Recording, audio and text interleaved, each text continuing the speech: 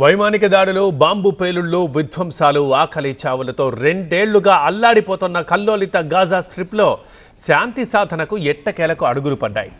కాల్పుల్ని విరమించడంతో central గాజాలోని వాడీ గాజాలో వేలాది మంది చేరారు. అక్కడి నుంచి గాజాలోని ఉత్తర ప్రాంతానికి నడక ప్రారంభించారు. రేపటి నుంచి గాజాలోని అన్నార్థులకు ఆహారం అందించబోతున్నట్లు ఐక్యరాజ్యసమితి ప్రకటించింది. రోజుకి 600 ట్రక్కుల సాయానికి ఇజ్రాయెల్ అనుమతించినట్లు సమాచారం.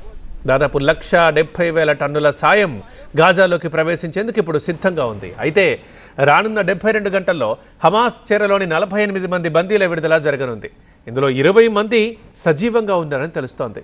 ప్రతిగా వివిధ జైళ్లలో శిక్ష అనుభవిస్తున్న 2,000 మందికి పైగా పాలస్తీనియన్లు ఇజ్రాయెల్ విడిచిపెట్టబోతోంది. ఇప్పటికైతే కాల్పుల విరమణ ప్రారంభమైన యుద్ధం ముగింపుపై మాత్రం అనుమానాలు తప్పడం లేదు. ఆయుధాలు విడిచిపెట్టడంపై, గాజాను ఎవరు పరిపాలిస్తారు అన్న విషయంపై ఇంకా నో క్లారిటీ.